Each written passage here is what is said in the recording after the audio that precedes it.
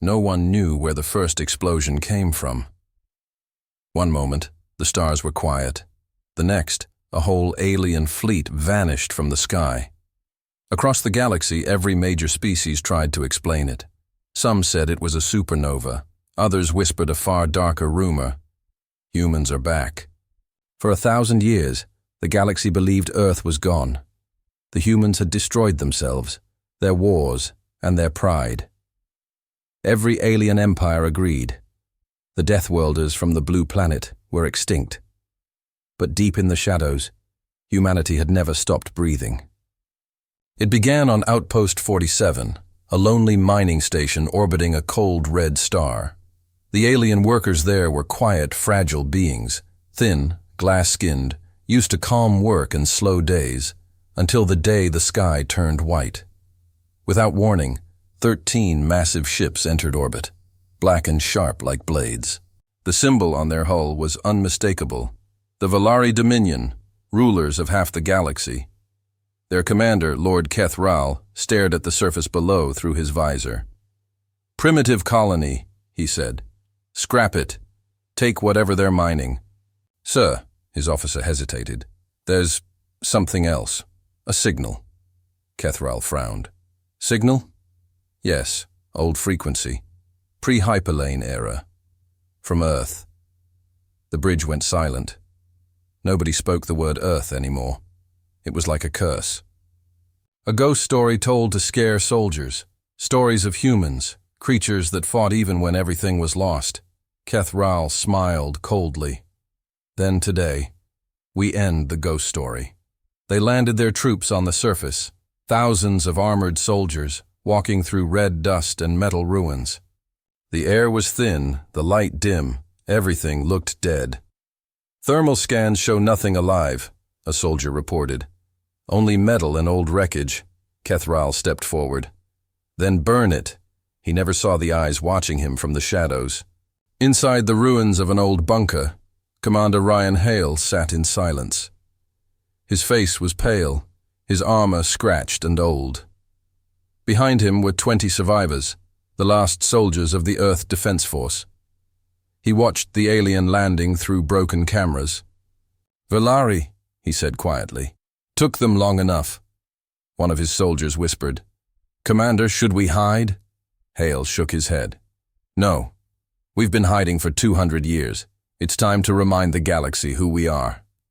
He reached for an ancient control pad, its surface covered in dust and human writing. With one press, the ground began to tremble. The Valari troops didn't understand what was happening until it was too late. The sky exploded. From the mountains around them, human weapons rose, massive cannons hidden under the rock, powered by fusion cores. The air filled with light. "Contact! Unknown weapons!" the Valari shouted. "They're human!" Too late. Dozens of alien dropships were torn apart before they could even take off. Flames covered the horizon. The ground opened as hidden bunkers came alive, old Terran defense systems reawakening after centuries of silence. From orbit, Kethral watched in horror as his army vanished under fire. "Impossible!" he roared. "Humans can't. They're extinct." Then the human message came through the comms. "To the Valari Dominion. This is Earth Defense Command. You shouldn't have come here." On the surface, Commander Hale stood among the ruins as fire painted the sky. He looked older than his years, but his voice was calm. "You see that?" he said to his soldiers. "That's how legends return." His second-in-command grinned through smoke. "Sir, the galaxy will lose its mind." "Good," Hale said. "Let them remember." He pressed another command. Above the planet, a massive structure unfolded, a hidden orbital cannon, once part of an abandoned colony. Its barrel glowed bright blue, one shot, one blinding flash. The Valari flagship disintegrated in orbit. For a long moment there was nothing, only silence. Then, across space, every listening station, every spy satellite, every trading beacon captured the same image, a single human standing under a burning sky, holding the flag of a dead world. In the following weeks, rumors spread like wildfire. Alien news networks denied it. Politicians called it propaganda. But soldiers, the ones who'd fought humans long ago, recognized the signs, the precise strikes, the fearless tactics, the complete destruction. Only one species fought like that. And once again, whispers echoed across the stars. You messed with humans? Bad move. Deep inside the bunker, Commander Hale opened a secure channel. Phoenix Base to all hidden colonies, he said. The signal is clear. Humanity is no longer silent. Static answered at first. Then, one by one, voices returned. Male, female, young, old, from across forgotten systems. Copy that, Phoenix. We're ready. For Earth. The commander smiled faintly. For Earth, he whispered back. As the stars above shimmered with the wreckage of alien ships, a new war had begun. One that no alien empire had expected. The humans were back. And this time, they were not fighting for peace. They were fighting for revenge. The news of the human attack spread faster than light. Every major alien network showed the same image. A burning Valari flagship, split clean in half, floating above a dead moon. The message was clear. Humans were not extinct. They were waiting. For centuries, alien empires had hunted others. Now, for the first time, they were afraid. Inside the marble halls of the Valari Dominion Senate, panic echoed like thunder. The air was filled with arguments, fear, and pride. They destroyed a whole fleet, one senator shouted. They used ancient weapons, another hissed. Impossible! Humans cannot rebuild! At the center of the room stood Admiral Kethral, the only survivor of the outpost disaster. Half of his face was burned from the explosion. His voice was cold as ice. They can. And they did, he said. He slammed a metal claw on the table. I saw it. I saw them fight like demons. We must destroy every last one before they rise again. Silence followed.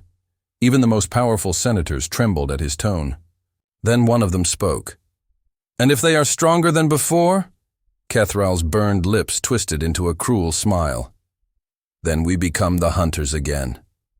3 weeks later, the largest armada in Valari history left their homeworld. Over. 1,000 warships, commanded by Kethral himself, set course for the nearest human colony, Delta 9, a small frozen world once abandoned by Terran miners. Every alien in the fleet expected an easy victory. But the humans had already learned how the Valari think. When the armada arrived, Delta 9 looked empty. Only ice, mountains, and wind. The scanners found nothing alive. Where are they hiding? Kethral growled. Nowhere, sir, the officer said. No signs of power, heat, or life. Kethral narrowed his eyes. Fire on the surface anyway. The Valari ships unleashed a storm of plasma.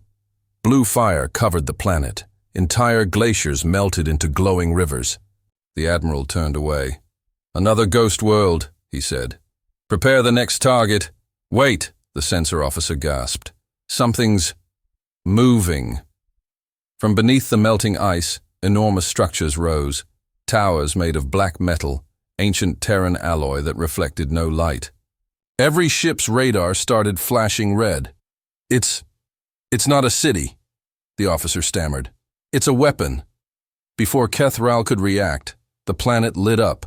A pulse wave of pure energy blasted through the entire fleet. Engines died. Shields collapsed. Then the humans appeared. They came out of the storm like ghosts, small, fast ships made of scavenged parts, moving with impossible coordination. Each one carried the faded symbol of the Earth Defense Force.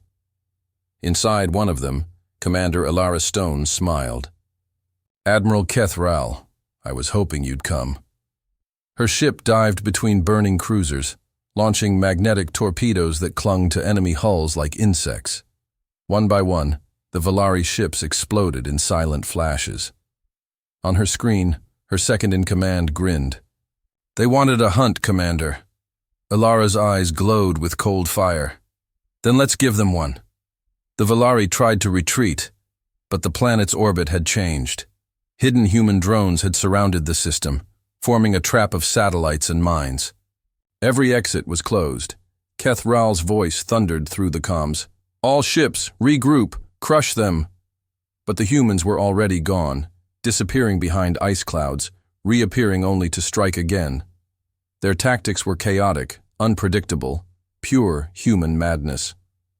"This isn't war," one Valari captain whispered before his ship vanished in fire. "This is hunting." When the last Valari ship exploded, Ilara stood in silence, watching the wreckage drift into the void. Her radio crackled. "Phoenix base to Delta team. Targets neutralized. Good work." Ilara didn't smile. "They'll send more," she said quietly. "They always do." Her co-pilot looked at her. "Then what's next?" Ilara turned toward the stars. "Now, we make them afraid to ever say the word human again." Across the galaxy, alien outposts began to fall one by one. Cargo ships vanished in empty space. Entire Valari patrols went missing near old human colonies.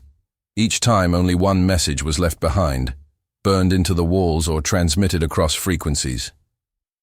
"You came hunting humans. Now you're the prey." In dark corners of the galaxy, whispers turned to legends.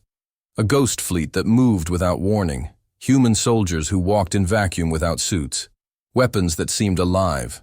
No one could prove it, but everyone feared it. Even the Valari news networks began using a forbidden phrase again: deathworlders. One night, deep inside her command ship, Ilara received a strange encrypted message, not from her own people, but from another survivor of Earth. Outpost P-317. Coordinates attached. Artifact recovered. Need backup. Ilara froze. The name P-317 was one she hadn't heard in years, a mining world at the edge of the galaxy, abandoned after the first human wars. If someone had found an artifact there, it could mean only one thing. A piece of ancient human power had reawakened. She stared at the screen, her reflection pale in the glow. "Whoever you are," she whispered, "you just lit another match." Far away, in the darkness of space, a single alien ship watched her fleet. Inside, an unseen observer transmitted a signal to an unknown destination. "Report complete," it said. "Humans have returned." A voice on the other end replied, "Then we begin the next phase." The storm had ended, but the silence that followed was worse. Outpost P-317 floated at the edge of known space, a forgotten mining colony orbiting a dying red sun. To most of the galaxy, it was worthless rock and dust. To humans, it was something else. It was a secret. Inside an underground chamber older than any map, something pulsed with faint blue light, a crystal shard, alive with power, humming like a heartbeat, and someone had just touched it. The moment her hand met the shard, Surikath felt the shock travel through her entire body. The violet-skinned warrior gasped and stumbled back, her glowing eyes widening. The air around her shimmered, bending like heat over fire. Her AI companion, Ro, flickered to life beside her. "Warning," it said. "Energy levels, off the charts. Unknown origin." Suri wiped blood from her lip, staring at the object floating above its pedestal. "It's not unknown," she whispered. "It's human." The AI hesitated. "Impossible. Humans destroyed themselves centuries ago." Suri smiled faintly. "So did my people, and yet here I stand." Half a galaxy away, Commander Ilara Stone received the signal, the same faint coordinates that had appeared at the end of her last battle. P-317. Artifact found, assistance requested. She frowned. That mining outpost was where her first squad had disappeared 10 years ago. If the message was true, something powerful, maybe something ancient, was waiting there. "Prepare jump sequence," she ordered.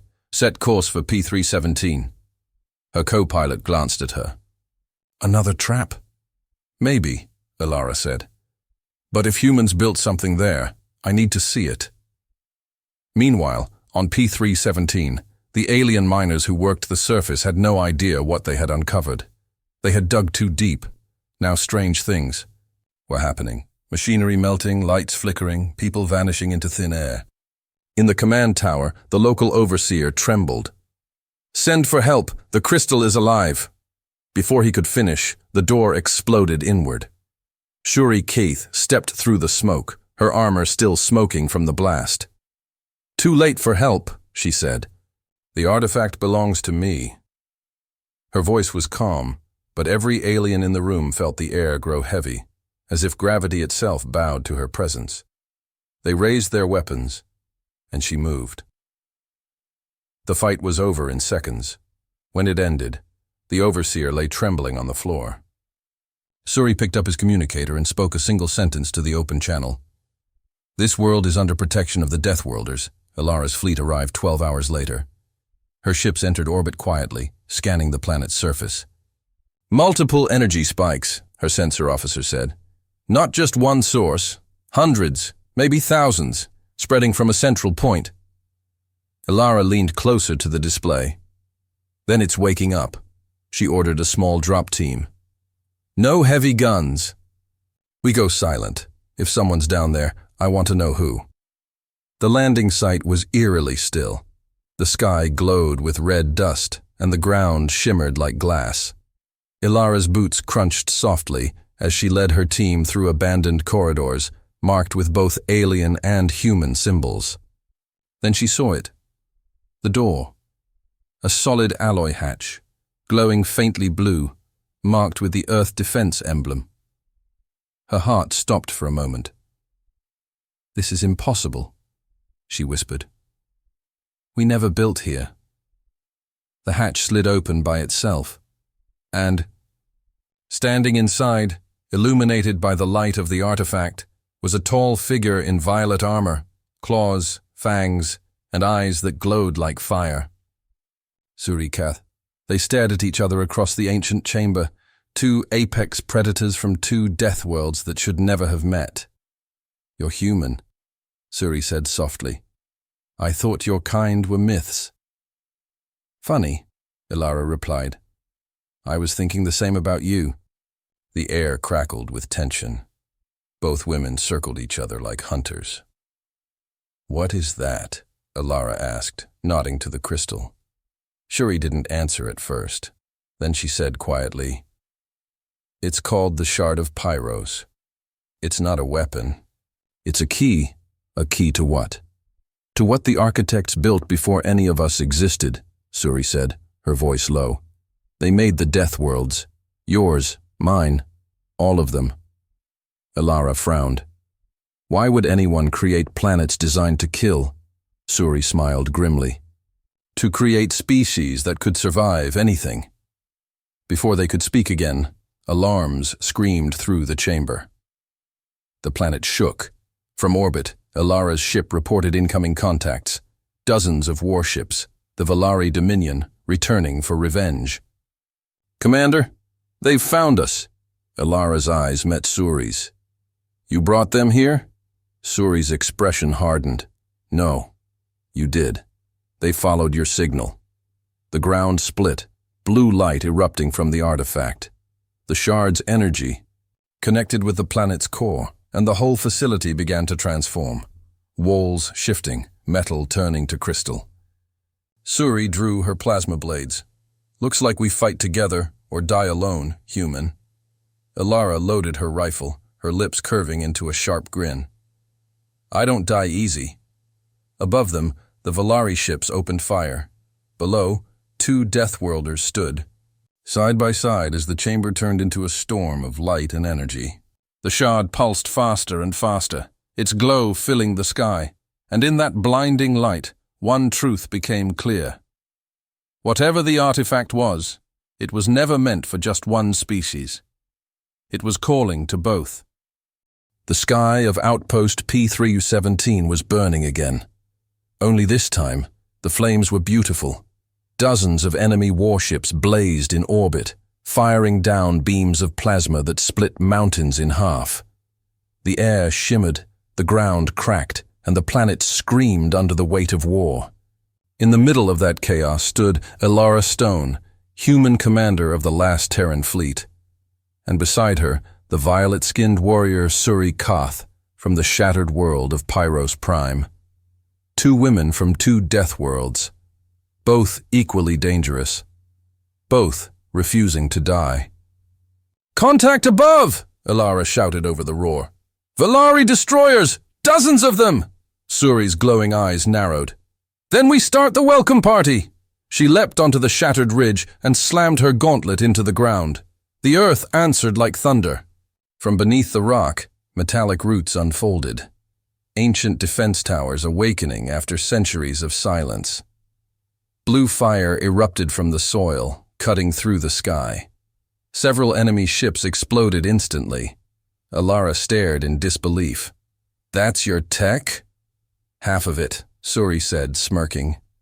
"The other half is human." Elara blinked. "What?" "The shard merged with your old satellites. It's learning from both of us." Inside orbit, Admiral Keth Ral watched the battle through furious eyes. "Two targets," he hissed. "A human, and something worse." "Burn them both." His fleet spread like knives across the planet's sky. Back on the surface, debris rained down like meteor storms. The heat melted sand into glass. Suri's armor cracked. Ilara's rifle overheated. Still, they fought. Elara ducked behind a fallen beam, reloading. "Remind me," she said between breaths, "what's the word for a battle that's completely insane?" Suri grinned, wiping blood from her cheek. "Home!" A blast threw them both to the ground. The artifact's crystal light surged brighter than ever, pulsing like a living heart. Energy crawled over their armor, half blue, half violet, until it fused into a single hue of blazing white. Their suits reformed, edges sharper, movements faster. The shard had bonded with them. Elara looked down at her arm, glowing with alien circuitry. "What did it do?" "It made us one," Suri whispered. "Human instinct, Pyron strength. The shard calls it harmony." "Great," Elara said dryly. "Let's hope harmony can shoot." They rose together. The next wave of Valari troops landed, a wall of armored monsters twice their size.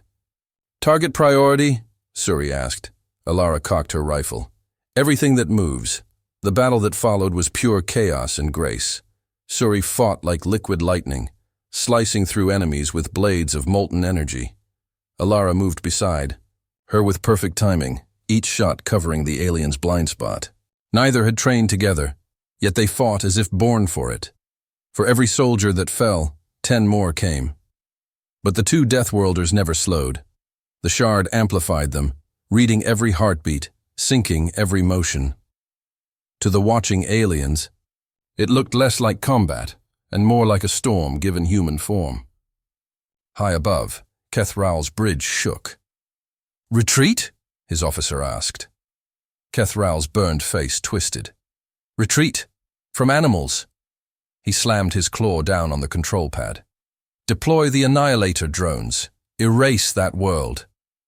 Thousands of drones poured from the fleet like a silver swarm. Down below, the sky turned black. Suri looked up. "That's a lot of bugs." Elara smirked. "Then let's be the flame." The shard answered before either could move. A column of light erupted between them, connecting sky and ground. Every human satellite, every Pyron crystal vein, every hidden defense grid linked through that beam. For the first time in history, two death worlds fought as one. The planet's crust split open, releasing energy that tore through the drone swarm. The sky exploded into colors no living creature had seen before: violet, gold, and burning white. When the light faded, nothing remained of the Valari fleet but drifting ash. Silence returned. Elara's helmet retracted, revealing soot and sweat on her face. "We're still alive," Suri laughed softly, the sound rough but musical. "Barely." "The shard saved us." Elara looked at her, really looked at her. This alien warrior with eyes like molten suns. "Why help humans?" she asked quietly. Suri's smile faded. "Because your kind fights like mine used to. You don't surrender." You remind me of what my people lost. Ilara nodded slowly. Maybe we can both get it back. The ground trembled again, but this time it wasn't attack fire. The shard was shifting, creating something new, a network of crystals spreading across the horizon. What's it doing now? Ilara asked. Suri's voice was low. It's building. A message, or maybe a beacon. The shard pulsed once, sending a signal far beyond the star system. Across the galaxy, ancient machines began to awaken. Some on Earth, others on Pyrus Prime, and more on worlds thought uninhabitable. The architect's work had started again. Ilara turned to Suri. Whatever that signal called, it's coming. Suri's eyes burned brighter. Then we'll be ready. Above the smoking planet, Kethral's last surviving ship drifted, powerless. He watched the growing network of light below and whispered in terror, "What have they done?" From the planet's surface, two silhouettes stood side by side beneath the rising storm of color, a human and an alien, bound by the same will to survive. And somewhere deep in space, something ancient answered their signal. It started as a whisper, a faint sound beneath the stars. Then it became a pulse, slow, deep, endless. Every sensor, every communication relay across the galaxy began to pick it up. A repeating signal, older than light itself. Architect protocol reactivated. No one understood it. But every empire, every fleet, and every frightened ruler knew one thing. It came from the humans and the Pyron warrior, from the newly awakened world. P317. Inside the ruins, Ilara Stone stood with her hands pressed against the glowing crystal walls. The shard that once pulsed calmly was now alive with energy. Suri Kath watched in awe. "It's connecting worlds," she whispered. "I can feel it." Ilara opened her eyes. They glowed faintly blue, touched by the shard's power. "Whatever this is," she said, "it's not just a weapon." "Then what?" Suri asked. Ilara turned to her slowly. "A message." Across the galaxy, chaos spread. Alien fleets scrambled to trace the transmission. Old machines that had slept for thousands of years began to awaken, deep beneath oceans, inside gas giants, even in the frozen core of dead moons. Each machine repeated the same phrase. Signal confirmed. Initiate genetic convergence. In a hidden science citadel far from any sun, the Valari Dominion Council met in secret. Admiral Kethral stood before them, his armor cracked, his eyes hollow. "You promised us victory," hissed a senator. "Instead, you gave us fear." Kethral slammed his fist down. "You don't understand. Those deathworlders, they've awakened something far worse. The architects have returned." Murmurs filled the room. The word architects had not been spoken in generations. Some said they were gods. Others said they were monsters who created worlds that fought back. On P317, the sky tore open again, but not with warships this time. Instead, a storm of light rained down, forming patterns in the atmosphere. Spinning symbols, ancient runes of both Earth and Pyrus Prime. Ilara's communicator buzzed. "Commander, long-range sensors are detecting something massive approaching, unknown origin." Suri gripped her blade. "Valari again?" Ilara shook her head. "No, this isn't them." The clouds parted, and there, above the red horizon, hung a shape larger than any station, older than any empire. A colossal vessel carved from black crystal, its hull covered in glowing symbols. Suri whispered the word with fear and wonder mixed together. Architect ship. It moved slowly, silently, and yet every heart on the planet felt it. The shard pulsed faster, responding to its presence. Energy lines spread through the ground, forming a pattern, a network of light that connected to both Ilara and Suri. Then a voice spoke. Not from any mouth, not from any speaker. It echoed inside their minds. Two bloodlines, two survivors. The experiment endures. Ilara staggered. "What? Who are you?" "We are the architects. We made your worlds." We shaped your pain so you could learn strength. Suri's claws dug into the ground. You made us suffer? To prepare you, the voice replied. The void returns. Only those forged in death can stand against it. The air around them rippled like a broken reflection. The black ship above opened a vast crystalline eye that looked straight at the planet's surface. Alara and Suri felt it searching their minds, their memories, their scars. You are the proof. You are the balance. Then the voice faded, leaving only silence. For a long time, neither of them spoke. Finally, Alara whispered, They used us. Both our species. They made deathworlds to build soldiers for a war that never ended. Suri nodded slowly. Then maybe it's time they learn what their creations can do. Her tone carried both fury and pride. Above them, the architect ship didn't attack. Instead, it released fragments, thousands of crystal shards that scattered across the galaxy like falling stars. Everywhere they landed, chaos followed. Volcanoes erupted, seas boiled, forests turned metallic. Each shard reshaped its environment into something harsher, stronger. The galaxy itself was being reforged into a network of deathworlds. Alara turned toward Suri. If this spreads, billions will die. Suri's eyes glowed like fire. And billions more will evolve. That's the architect's logic. Alara clenched her fists. Then we change the logic. She looked toward the sky. We find them. We take their ship. We make them answer for what they did. Suri tilted her head, a fierce grin spreading across her face. Human revenge. I like it. In orbit, Alara's fleet regrouped, its surviving ships now upgraded with Pyran technology. The shard's power linked them, making them faster, tougher, and stronger than before. Set course, Alara ordered. For where? Her pilot asked. She looked at the enormous shadow of the architect vessel above. For the gods that built our nightmares. Suri joined her at the viewport, eyes blazing with purpose. Together? She asked. Alara smiled. Deathworld Alliance, remember? As their fleet rose through the red clouds, the architect's ship began to move again, as if waiting for them to come.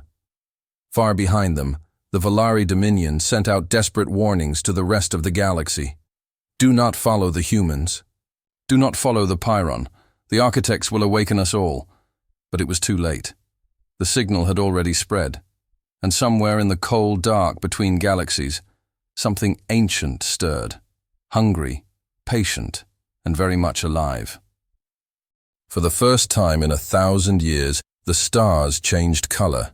Every sun, every planet, every sensor across the galaxy saw it. A dark ripple spreading through space, bending starlight into impossible shapes. It wasn't light. It wasn't shadow. It was something older. The architects had returned. From her command bridge aboard the human Pyron flagship Vanguard, Commander Alara Stone stared at the distortion. The sight made her heart slow and her mind sharpen. This isn't a fleet, she said quietly. It's a structure. Surikath stood beside her, violet armor gleaming under the dim blue lights. More like a city, she murmured, built in the void.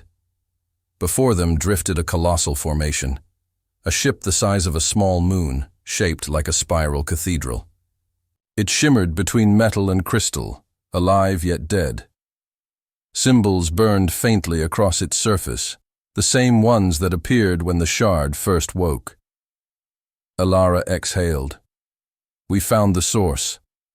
Or it found us, Suri corrected, her voice calm but tense. As their fleet approached, the architect vessel didn't attack. Instead, it opened, petals of black metal unfolding to reveal a glowing tunnel that seemed to swallow light itself. An invitation, Alara said. Or a trap, Suri replied, gripping her blade. Alara smiled faintly. For people like us, that's the same thing. They entered. Inside, gravity bent sideways. Time flickered. Their ships passed through corridors the size of continents, walls made of pure data streams. Human metal and Pyron crystal pulsed together, alive with memories of two death worlds. Ilara's senses flashed warnings. No readings, no atmosphere. Yet we can breathe. Suri closed her eyes. The ship adapts. It creates whatever the visitor can survive. So for us, Ilara said softly, it made hell. They landed in a chamber vast enough to hold a mountain range. At its center stood a single figure, tall, luminous, neither man nor woman. Its body looked human for a moment, then alien, then something else entirely. When it spoke, its voice sounded like countless beings speaking together. You have come home. Ilara stepped forward, rifle ready. We came for answers. Answers, the voice echoed, amused. We gave you life. We gave you struggle. That is the only answer. Suri's eyes blazed. You made our worlds into nightmares. Yes, the being said. To forge strength. Only those who survive despair can guard creation. Ilara's tone hardened. Then why did you abandon us? The being turned slowly, its light flickering, because the void returned sooner than expected. We fell silent to watch which of our children would endure. The walls around them shifted, showing images, entire planets consumed by darkness, fleets turning to ash, galaxies falling into endless black. Ilara's jaw tightened. The void you speak of, what is it? The hunger between realities, the voice said. It feeds on peace. It devours comfort. Only those who thrive in pain can fight it. Suri whispered. Deathworlders. The being inclined its head. Exactly. You are the balance. The union of two perfected predators, human and Pyron, was foretold. The shard was the key. Ilara's heartbeat quickened. So you created us for war. No, the being said. We created you to end war. The chamber darkened. From the walls, shadow forms began to rise. Silhouettes of ancient warriors, their armor fused with crystal. They were our first attempt, the voice said. They failed. They became the void. Ilara raised her weapon. Then it's time to finish what you started. Suddenly, the temperature dropped. Frost crept across the metal floor. One of the shadow forms moved. Its body twisted into a monstrous shape, eyes like holes in reality. Suri hissed. That's no projection. Ilara's voice was low. Void Hunter. The creature lunged. Its claws passed through steel as if it were smoke. Ilara rolled, fired, missed. Suri countered with blazing plasma blades. They sliced through the air, leaving trails of violet fire. The void creature screamed, shaking the walls. Fall back, Ilara shouted. We can't fight it like this. The architect's voice thundered above them. Together, your strength can shape this reality. The shard responds to will. Suri's eyes met Ilara's. You thinking what I'm thinking? Ilara nodded. Let's rewrite the rules. They clasped hands. The shard embedded in their armor flared to life, connecting human instinct and Pyron fury. Energy surged from their bodies into the chamber. The floor split open, revealing molten light. The Void Hunter roared, trying to consume them, but the light expanded faster, forming a sphere that burned with the combined essence of Earth's fire and Pyros Prime's storms. When the explosion ended, the creature was gone. Ilara fell to one knee, breathing hard. Suri knelt beside her, equally exhausted but smiling faintly. Still alive, Ilara smirked. Barely. But that's our thing, isn't it? The architect being approached, its light dimmer now. You have proven what no creation ever has. Unity through struggle, balance through pain. You are ready. Ilara looked up. Ready for what? For what is coming, the being said. The void is not just near your worlds. It is already here. Outside, the galaxy screamed. Stars began to flicker out one by one. Space rippled with dark waves as entire systems vanished. The architect's ship vibrated violently, alarms echoing through its endless halls. Shuri turned to Alara, fire blazing in her eyes. "This is it." Alara loaded her rifle and stared into the spreading darkness. "Then let's show them," she said quietly. Space was dying. Stars flickered like candles in a storm, one by one fading into black. Where light vanished, the void spread, a living darkness that devoured matter, time, and memory itself. And at the very edge of that endless night, two figures stood watching from the bridge of the flagship Vanguard, Commander Alara Stone of Earth and Suriketh of Pyros Prime, the last two children of Deathworlds. "The last hope for the galaxy. Status?" Alara asked. Her crew replied quietly, fear thick in their voices. "All systems ready. The Architect core is charged." "But if it fails, it won't," Alara said, because failure was not something humans believed in anymore. Suri looked out the viewport at the ocean of darkness swallowing distant stars. "They're coming!" And she was right. The Void Hunters emerged, millions of them, creatures of pure shadow and hunger, each larger than a battleship, wings shaped like broken space. Their arrival silenced every transmission across the galaxy. The final war had begun. All over the void, ships belonging to dozens of species moved into formation. The magma swimmers, the storm riders, the crystal shapers, and hundreds of smaller deathworlder civilizations that had answered the call. They had not come to beg for survival. They had come to fight. Alara's voice rang across the comms, calm but burning with command. "To every deathworlder out there, you know why we fight." The soft worlds hid from pain. "We became pain. Now we stand between creation and nothing. No retreat, no fear. Only strength," the fleets roared in answer. Shuri turned to her with a fierce smile. "You humans give good speeches," Alara grinned. "We also win impossible wars." The void struck first. A wave of black energy hit the allied fleets, tearing smaller ships apart instantly. But the Deathworlders adapted.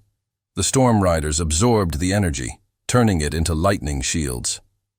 The magma swimmers melted into plasma and reformed behind enemy lines. The crystal shapers bent the shards of light into weapons sharp enough to slice the darkness itself. Every Deathworlder ship fought like a living organism, wild, unpredictable, unstoppable, and at the center of it all, the Vanguard charged. Alara and Suri stood side by side as their ship pierced the void. "Target the core," Alara shouted. "There is no core," Suri said quietly. "The void is alive." Then the voice came, not from the radios but from their minds. "You were made to suffer." "Why resist peace and oblivion?" Alara answered with a cold smile.